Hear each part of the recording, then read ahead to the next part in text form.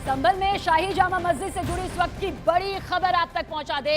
आज की चंदौसी की कोर्ट में जामा मस्जिद मामले में देखिए सुनवाई होनी है और इस दौरान हिंदू पक्ष के दावे पर मुस्लिम पक्ष अपना जवाब दाखिल कर सकता है और अगर मुस्लिम पक्ष जवाब दाखिल नहीं करता तो कोर्ट में तय होगा कि मुस्लिम पक्ष को जवाब दाखिल करने के लिए एक मौका और दिया जाए।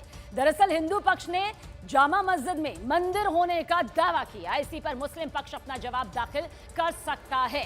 तो इस मामले को लेकर कानूनी प्रक्रिया के तहत एक और कदम बढ़ती आगे एक और तस्वीर नजर आएगी। और उधर उत्तर प्रदेश के संभल में शाही जामा मस्जिद के सामने बन रही पुलिस चौकी की जमीन के मामले में वक्फ बोर्ड को झटका लग गया, क्योंकि जिस अब्दुल समद नाम के शख्स ने दस्तावेज दिखाकर यह बड़ा दावा किया था कि वो जमीन वक्फ बोर्ड की है, अब उनके परिवार ने ही ऐलान कर दिया कि उसका उस जमीन से दूर दूर तक कोई लेना देना नहीं। जबकि पिछले हफ्ते कुछ लोगों ने यह दावा किया था कि जिस जमीन पर सत्यव्रत नगर नाम की पुलिस चौकी बनवाई जा रही है वो जमीन वक्फ बोर्ड की है। दावा करने वालों ने कुछ दस्तावेज भी दिखाए थे। अब्दुल समद के दस्तखत वाले दस्तावेजों को दिखाकर दावा किया गया था कि 1929 में अब्दुल समद ने अपनी जमीन वक्फ बोर्ड के नाम कर दी थी। लेकिन एक हफ्ते बाद ही अब्दुल समद के परिवार के लोग सामने आए और उन दावों को गलत बताया। और इसके साथ ही अब्दुल समद के परपोतों ने संभल के एसपी को एक शपथ पत्र भी दिया, जिसमें उन्होंने साफ कर दिया कि जिस जमीन पर पुलिस चौकी बन रही है उससे उनके परिवार का कोई लेना देना नहीं है।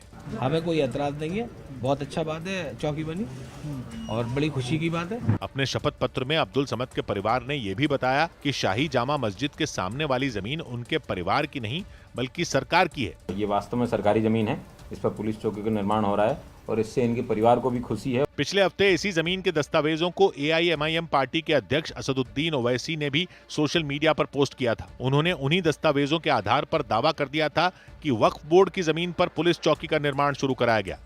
हालांकि संभल प्रशासन ने वक्फ बोर्ड की जमीन होने के दावों की जांच के लिए एक कमेटी जरूर बना दी थी। जांच में जमीन के दस्तावेज टटोले गए जो कि पूरी तरह फर्जी पाए गए थे।